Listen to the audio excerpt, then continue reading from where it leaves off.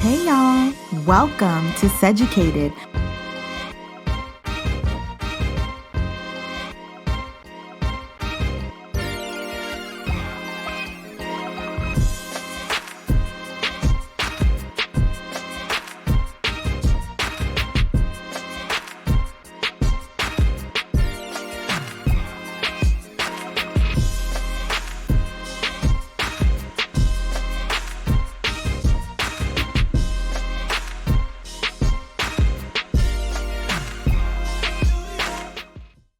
Good stuff. Okay. Let's go. All right. Well, hey y'all, welcome to another episode of SEGUCATED. I am so excited to have a very special guest with us today. We have Miss Fanny Fang, and she is the co-owner of the Manhattan Asian Market. And she is just doing some dope stuff here in our community, and she graduated from NYU. So she spent some time in the Big Apple. And for those of you listening to the podcast that may not know, but Manhattan, Kansas, where we live, is actually referred to as the Little Apple. From the Little Apple to the Big Apple and back to the Little Apple is talking about that journey here today with Fanny. And so welcome to the show, Fanny. How are you doing? I'm doing great. I'm energized, and I just want to thank you so much for having me on this podcast and giving me an opportunity to share my story. Yes, and what a story it is. And so I remember when I first met Fanny for the first time, another one of our podcast guests earlier on in the podcast, Dr. Jessica Elmore, actually introduced us to each other. And I remember the first time I met with Fanny, I thought, this girl is like a Gary V, like a little mini Asian female version of Gary V. I was like, this is so interesting. So then, of course, I go on her Facebook, and she has I think your profile picture was actually a picture of you with Gary V. And I'm like, okay, well, here we go.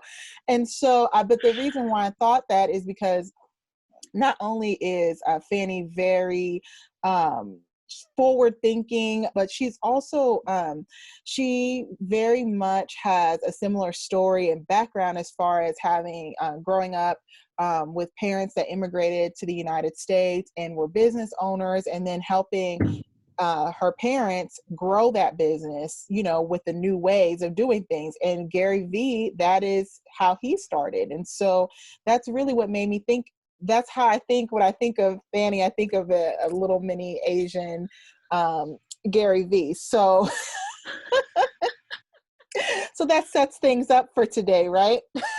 Oh yeah, I'm honored that you compare me to him. I think being in New York City and him just being, this man, he owns VaynerX, which is a parent company to so many different subsidiaries, and yet he makes the time to interact with his followers. So I actually got to meet him in New York City multiple times, because that's such a thing that he values, is that one-on-one connection. And he's got a team that's like, yo, come on, let's keep it moving. But he's like, no, I'm going to give this person the time to ask the question that they want to ask.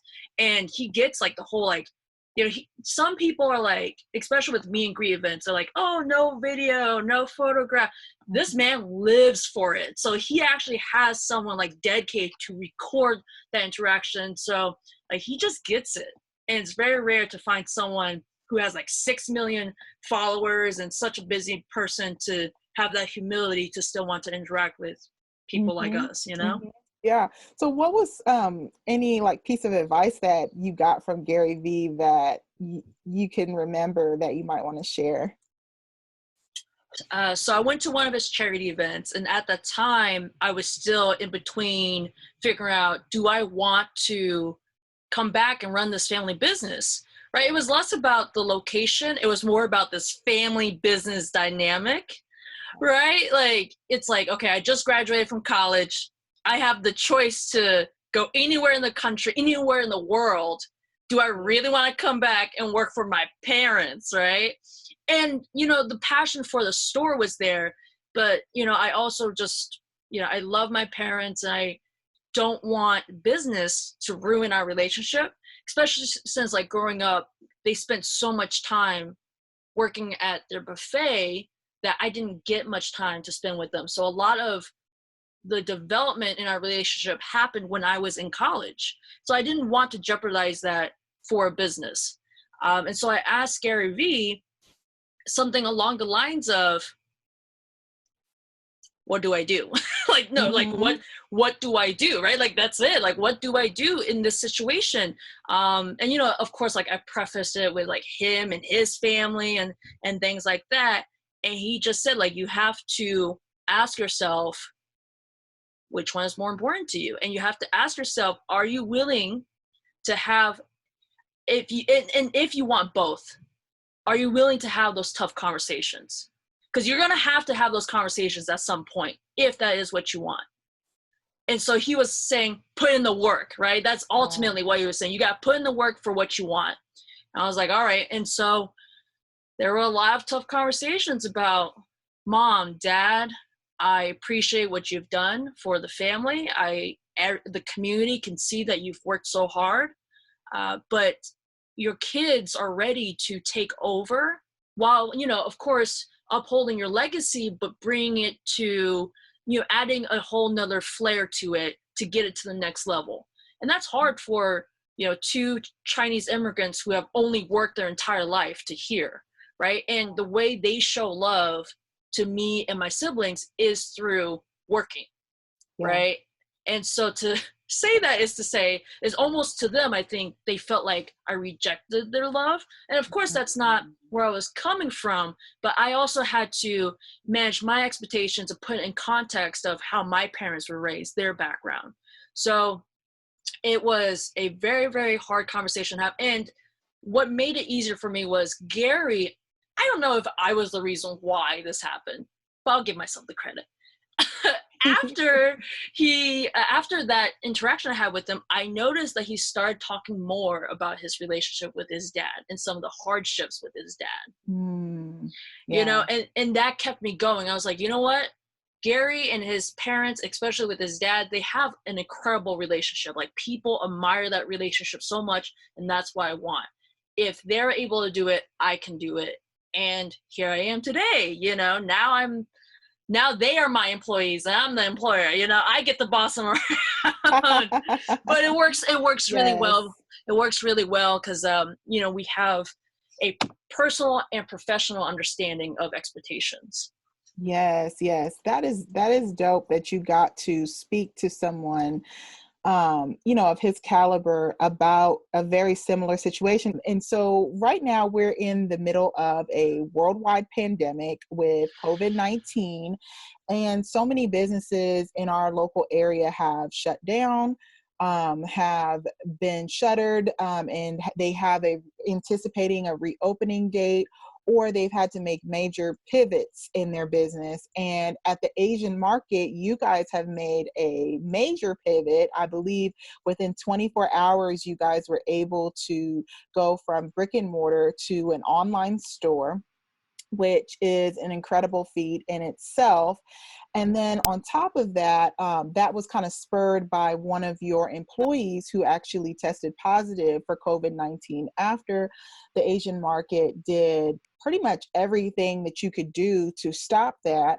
You know, you required masks for people that came in the store, your employees. You had a minimum, you had security out front, monitoring how many people were allowed in and out of the store at any, you know, for the whole opening hours of your store. I mean, here in our local area, you definitely were an example of a business that was really upholding and doing more than what was required of you to do. And yet, and still, an employee then contracted, you know, or tested positive for COVID-19. So when that happened, that's where the pivot, you know, happened so fast to then switch to delivery and curbside. And with that, you had to have an online presence.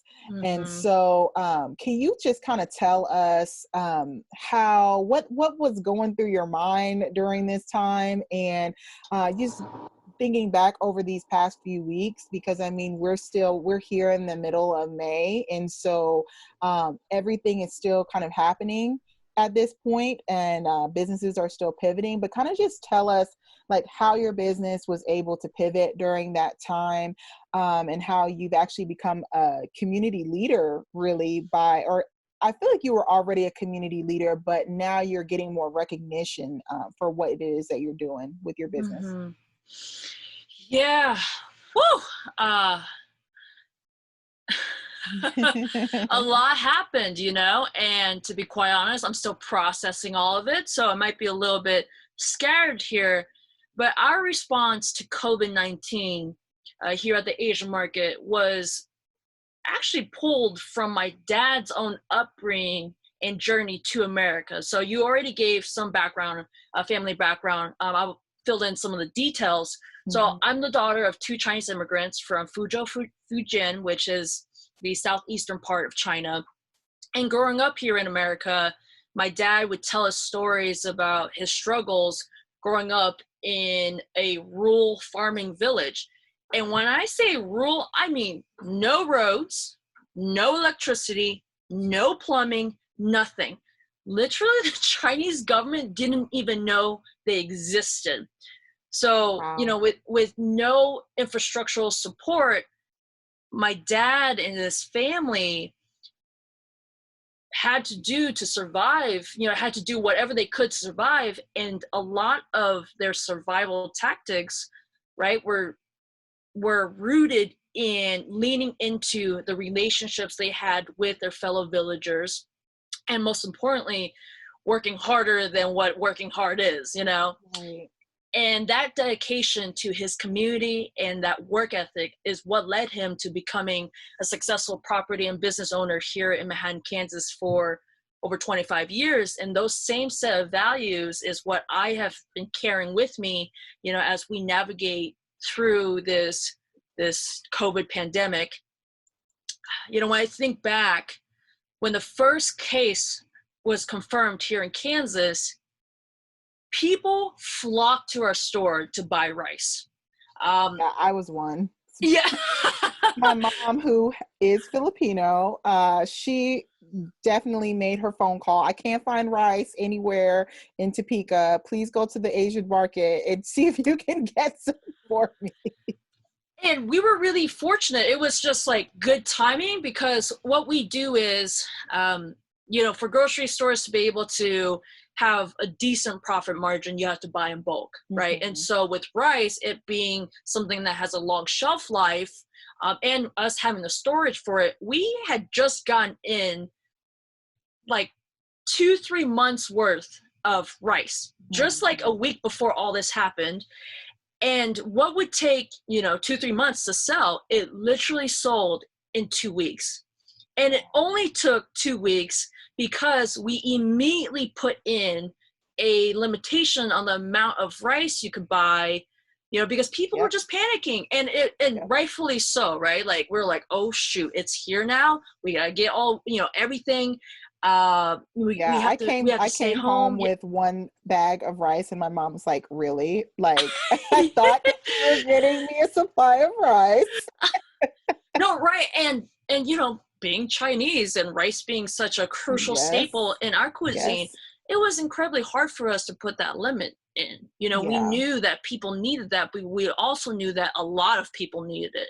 Yes. So in our for us, it's like, okay, we're going to have to limit it, but let's work harder, right, in finding vendors who have some supply of rice. So like, I'm in this office calling 30 plus vendors, calling vendors I had never even spoken to, but just pretending that I did, just to kind of get that in so I can bring rice. And that's what we did. And we have never, since this all happened, I am proud to say we have had rice this entire time, even though the first 2 weeks definitely was crazy. And setting these limits, right? Setting these limits and implementing the safety measures that you had just mentioned, it was an expense that we weren't prepared for, but it is an expense that is necessary to conduct business in a safe manner in this new world that we live in. Yes. It is our duty as a business to provide a safe space, both physically and emotionally and mentally, for the community to purchase the products that they love. You know, and man, when I got that call,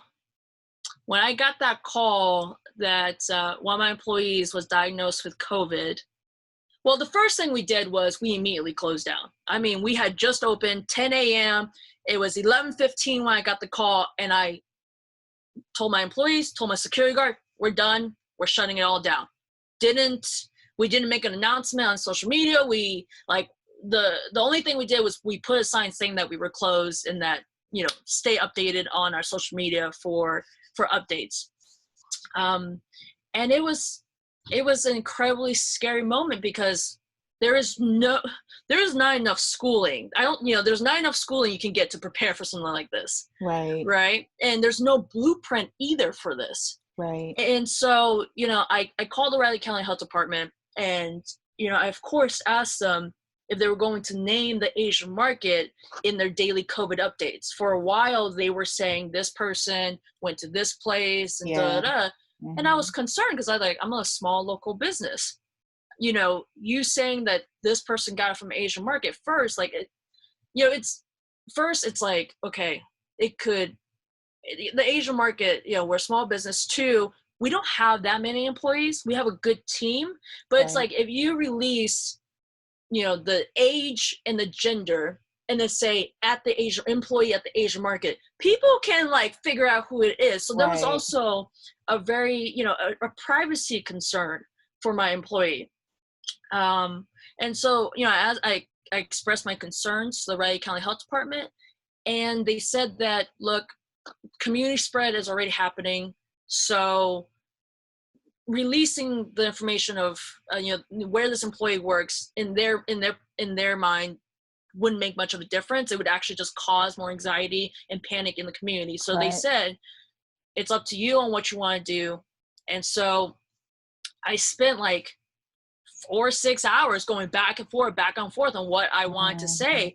You know, I even had an emergency therapy session because I was just so overwhelmed with all this. It's like I said, I have never been through this, and it's not like I could call anyone up and say, hey, what did you did during, this is, you know, what do you do? And so starting new waters and territory because no one has dealt with this before. It's all right. We're all in it. You know, we hear that a lot. We're all in this together, but it is so true. It's really leveled things out because you, as the Asian market, you're dealing with the same thing Walmart is dealing with. You know what I'm saying? Right. 100%. And, you know, and that's the thing is I did look at Walmart and these other major grocery stores, and I looked at the responses people had in some of their practices, and people were, you know, upset because they're like, wait a second, you're a business. Well, first, you know, Walmart, Dillon, you know, Kroger's, Target, they're you know, right? And so for them to not have done what we did initially, you know, there was a lot of backlash, right? And so seeing that, you know, of course that pushed us to look, this is what the community needs. We're going to do it right now, even if these, you know, these major players are refusing to do it for whatever reason. So in this moment of figuring out if we want to announce that we have a positive COVID case, you know, I talked to my therapist, my nerves calmed down, and I ultimately just had to sit down and just write whatever moved my heart, you know, and, you know, and I voluntarily chose to tell the public that we had a positive COVID case. And the response was pretty positive, you know, kind words, many get well wishes. And of course, some took it to a whole nother level and began to spread misinformation about how our product's going to be infected with COVID forever and that they should never shop with us again. And reading that was painful, right? Because the other thing is that I'm Chinese, right? And so, you know, we all know the racism that's going on between, you know, the Chinese and the spread of COVID. In that moment, I had to snap myself out of it. I didn't have time to really feel this pain just yet.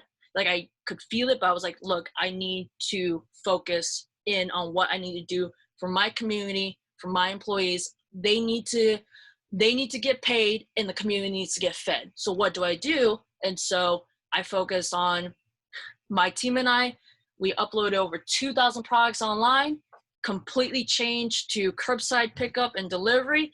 None of us had any experience in e-commerce and building out operations and logistics for delivery and curbside pickup, but we did it, and we did it for 3 weeks. The Riley County Health Department did not ask us to shut down. We voluntarily did it.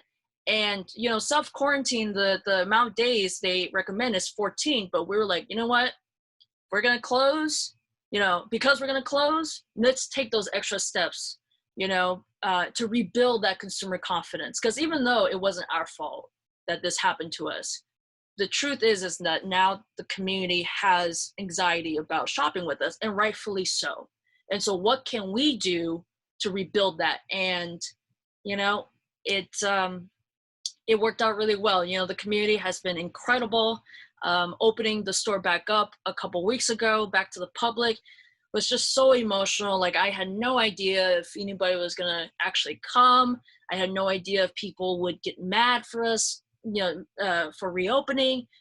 But like, even 20 minutes before we opened at 11, there was already a line outside waiting. Yeah. And I was like, you know what? This is why I'm doing what I'm doing. This is why I'm telling the truth, right? This is why the transparency.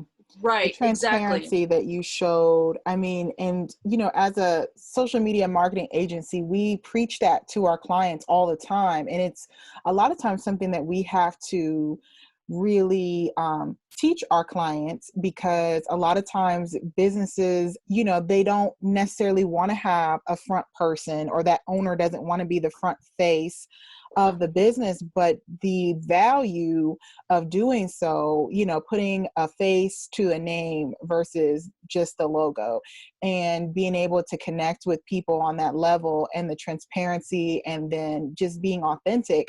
I mean, you hit all of those, you know, heads really well in what you were doing, and it served you well because it built that trust back up, versus you just making some text announcement or letting the health department make it for you. But you came on and showed your face in all of this and talked to the community. And that is, you know, what really, I think, separated you as a business owner and leader in our community to be able to do so. Because it is hard, you know, to have the courage and the bravery to do that. I mean, that is just amazing that you were able to do that. And so one of the things that kind of happened during all of this frenzy that was going on in our community is one of our city councilmen actually made some very racist comments during a city council meeting, which was not recorded. And so we'll kind of get into that, but basically the city councilman made this comment saying that Manhattan, Kansas did not have a threat of COVID-19 like other places because we don't have very many Asian people here. And so that comment was then tweeted by our mayor, who happens to be a woman of Indian descent. And that then went viral, and that then got Manhattan, Kansas, the little apple, in national news. So you've got Fanny, owner of the Asian market, walks up to City Hall and demands a meeting.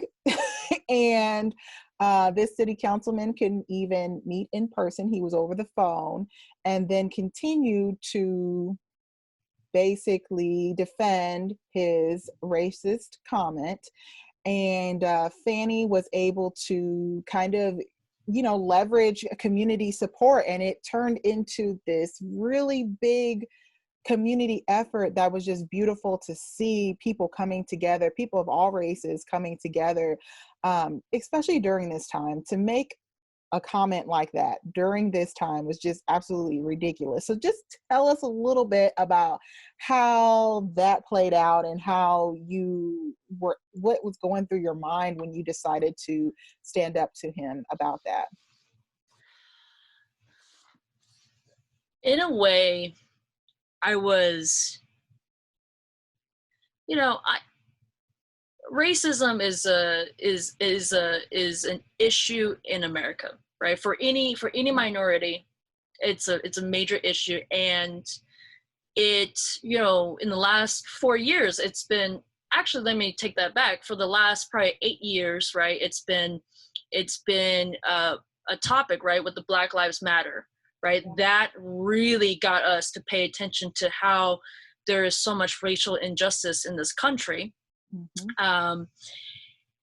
And so when I found out that COVID-19 existed in China, I was already mentally preparing for the racism and xenophobia that was going to rise from it, right? Like, I knew about COVID in November, and I was like, okay, there's going to be a huge storm that's going to head to the United States. And one, it's going to be COVID, but then it's also going to be the racism attached to it. And of course, when it did hit here, immediately my feed just got filled with attacks against race, against Asians. And I mean, every day it was just over and over again. This person gets attacked on the subway. This person gets attacked on social media. Just left and right, Asians were getting attacked physically, emotionally, verbally, in all the ways you can think of. And to be honest, I just got desensitized to it. You know, there's only so much a human can take before there's just like too much pain and helplessness associated with it, that you kind of just like let it go over, because you just like need to survive in that moment. Right. And then Rodriguez said what he said, and I just like snapped out of it. I don't know how to explain it, but I was just like, holy wow. Okay, this is a person who has the power to make decisions regarding our public health here in Riley County. And so I had to ask myself, if any of my family members or I were to get COVID and needed to seek medical treatment here, would we get fair treatment? Or would we be left to die because of this racist misinformation? And so I felt the need to do something, but to be quite honest, I didn't know what to do. I mean, I said what I needed to say on social media. The Asian market made a statement, you know, thanking Lucia Reddy for her transparency, nothing too charged against Rodriguez. And that was it. And I was like, what's next? And next thing I know, the vice chair of the Manhattan Alliance for Peace and Justice, Brandon Irwin, reached out to me and asked me if I would be willing to make a public comment at the next county commission meeting. And so, you know, at first I hesitated because I was like, I have to confront this racist. Yeah. And that's hard, you know. I don't think I ever had really done it. I did it through like indirect ways, but directly, well, I was hoping directly facing the person, right? But he had a sore throat, so he called in that day. I was hoping to face him, face to face, to share with him the hurt and the pain and the trauma that he caused. But I was like, I hesitate to share that story because I didn't know if it mattered. Like, that's how sad it was. Like, I didn't know if this mattered to the community. But then after talking with MAPJ, the acronym for Manhattan Alliance for Peace and Justice, some more. So I spoke with Brandon Irwin, John and Lou Johnstone, and Jess Kerr. You know, they reminded me that I truly do have a community here that accepts me for who I am and what I represent. And so I was like, all right, public comment, here we go. And I made the comments, and as you said, Sheila, he had a apology drafted out, had everyone, he had, he had someone distribute it to everyone who was in attendance. And I did not even read the apology, because I'm just like, why can't you just say what's in your heart? If you're truly sorrowful for what you did, if you are truly apologetic, why don't you just speak from the heart?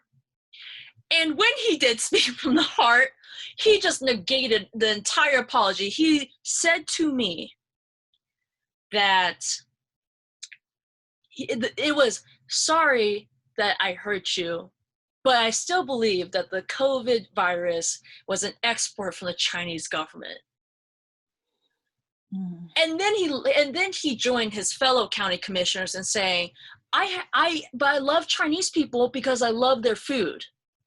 Mm. I was like, you can't make this up. You just like, what am I experiencing here? And so, I could have gone back and forth with them all day. And I think Commissioner John Ford for actually, being like, you know what, we gotta move to the next agenda item, because then, that gave me an opportunity to actually leave the meeting and sit down with my thoughts for a bit. And I decided to just record my reaction. I shared with my Facebook. It was a Facebook video. I just shared what that experience was like. And, it was just so emotional to have who you think are there to protect you tell you that they have these racist thoughts against you and anybody who looks like you. And I think that video is what really set everyone off, right? That video was shared so many times, and over 2,000 people saw it. And next thing I know, like, I'm getting friend requests, I'm getting people coming into the Asian market, calling me a hero. And I was just like, look, I was just speaking from the heart. And honestly, I've been wanting to speak in this manner for so long, because like as a 10-year-old girl, I was bullied so often for being Asian. I had someone call my parents' restaurant at the time, and I picked up the phone. I was like, Bam Buffet, how may I help you? And they asked, do you cook cats and dogs? And I'm like 10 years old. And so, now the difference though is that I'm 24, I'm older, wiser, and now it's like I am here to make that 10-year-old proud. You can stand up for yourself. Exactly. Now I'm in that position to stand up for myself. Exactly. Yeah. Well, that's an amazing story. And I'm just so honored to have you on the podcast sharing that story. And I encourage everyone listening to please share this story as well, because it's not just Manhattan, Kansas. This story has a national appeal, international appeal, just because of, Fanny is a daughter of immigrants who came to America for a better life. And regardless of where the actual business is located, our digital media has made it to where we can reach people any and everywhere. And your story is definitely inspiring and can be inspiring to people everywhere. So thank you, for sharing that. And I really wanted to talk about your community activism now that has been, it's something that you've always been passionate about, even in your master's studies work that you're doing at Kansas State University is focused, on social justice with athletics and with athletes. And, it's just amazing the body of work that you're creating at this age. And, how your business is tying into that, how your community is tying into that. So can you kind of explain to us how your community activism correlates with your entrepreneurship and kind of how you're practicing that? So the success that I've had in building businesses and advocating for our communities is rooted in transparency, which we've talked a lot about already, humility, and hope. So, to build that transparency, right, you have to to build a truly authentic connection. And I'm sure you hear the word authenticity quite often. Yes. But, to build that connection with your community, whether it's in a business or, through activism, you have to be vulnerable enough to tell the truth and accept that not everyone will react react in the way that you want them to. And I think that second piece is even harder, because you feel like, look, I'm giving a huge piece of my life to you, handle it with care. But the thing is, not everyone's going to do that. And so for me, I had to, when in being transparent, I have to remind myself that I hold the power. I control the narrative, right? The only time I would give the narrative away is if I don't start speaking my truth. And so, as we talked about, letting the public know about this positive COVID case at the Asian market could have been so detrimental to the business. And in the beginning, like right when I made that announcement, people said some really, really hurtful things, right? And people were saying, look, I need to cancel orders, I need to do this. And I'm just like seeing the numbers drop, and so I had to center myself. I really had to work hard to find a way to center myself in that moment. And in everything I do, the one question I try to ask myself every single day is, if I do this, will I be able to sleep well at night? Mm-hmm. Can I go to sleep knowing that hundreds of people walked in and out of my store that week and may have been around the person who carried COVID into the store? Can I go to sleep withholding that information from the community where it could be a matter of life or death, right? Like, as we've heard through media and through, maybe personal stories, there are cases where COVID is asymptomatic for weeks. Yeah. And then bam, they're in the hospital, they're on a ventilator, fighting for their life. And so I had to ask myself, can I go to sleep knowing that could happen to one of my own customers? Obviously, the answer was no. Right. And so I did what some felt was business suicide. I told the truth. I said we had a positive COVID case, shut down for 3 weeks, even though it was not required of us. And I did it because it was the right thing to do for myself and for the community. It was about transparency, and it was, it's about telling the truth. The other value that I've been implementing in my business and in my activism is having the humility to approach every situation, every conversation with as little to no judgment. I'm not going to sit here and say like I have that ability to take away all my biases. I'm human, right? But I'm constantly practicing and having truly an open mind in the situations I'm going into.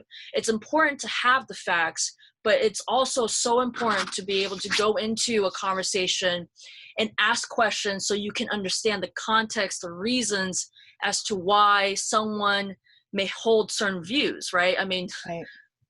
And so, we as a society, we need to stop pretending that we have all the answers, that we are perfect, and that promising change without actually having done the research to see how feasible it is. We need to have the humility to say to people, I don't have the answer right now, but I will get back to you.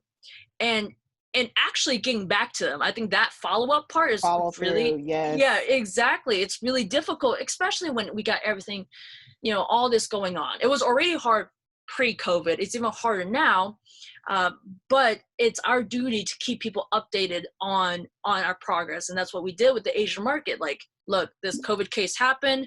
I have no idea what this really means, but here's the information I have. And that if you have any questions or concerns, reach out to me. We will, if we don't have the answer, we'll let you know, and we will find the answer for you. Right. And this actually brings me to a certain incident that happened more recently. And this relates to my position as a task force member on the Manhattan area recovery task force. So about a week ago, or I guess now it's only a few days, a video surfaced of a local business having more than 30 people in their patio, less than 6 feet apart, not following any CDC guidelines, at least in the video, I should say. Okay, at least in the video, right? It was a like a party. Yeah, it was a 10-15 second clip, but I think we saw what we needed to see. And you know, as a task force member, I was so embarrassed. And I just felt like I failed the community. You know, on the task force, it is our job to advise and provide recommendations to the health department on how to reopen our businesses safely. And collectively, we clearly did not do our job. And so we needed to go back to the drawing board.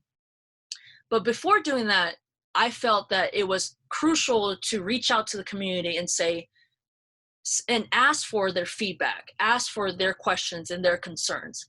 And so I made a Facebook post about it, gathered all that information, and sent the task force an email with this list of questions and, you know, requesting that they respond to it with whatever it is. And, you know, once I received that response, and here's the follow through, right?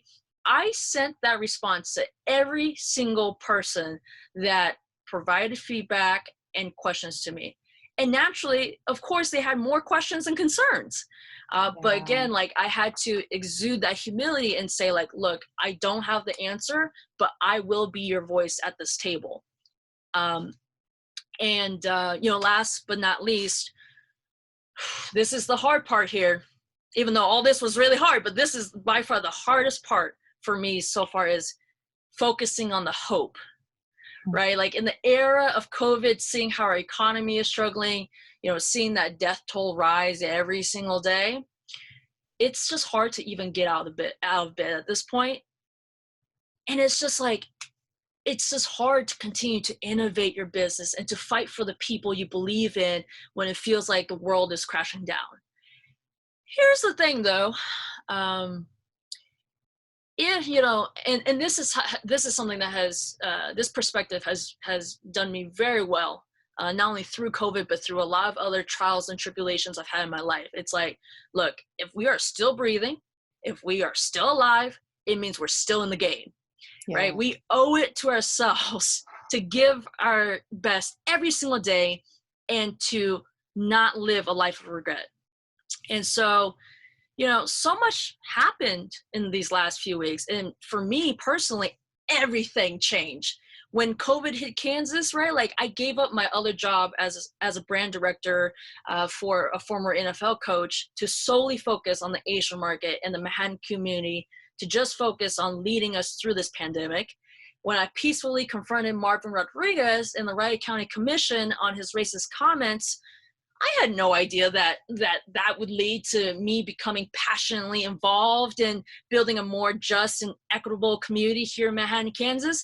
Like, just like how we couldn't predict COVID COVID-19 and its effect on us, I could not have predicted my reaction to it.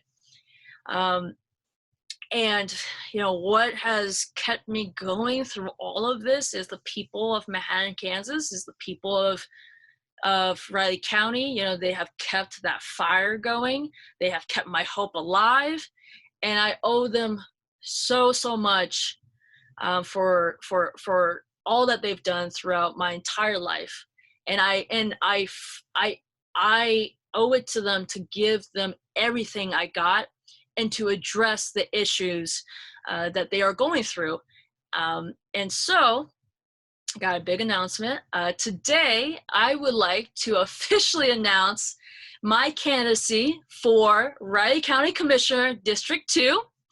The future is here in Raleigh County. You know, we have the diversity, we have the talent, and most importantly, we have the work ethic to not only survive but thrive in this new COVID-19 world we live in. But But for us to do that, our county commission needs to equip our communities with the necessary infrastructure to do so. So I invite all of you to join us in this mission to build the future here in Riley County together by visiting us at our website, fangforriley.com. This has been a crazy journey. I had absolutely no political aspirations, but this is what the community needs, and I'm going to answer that call.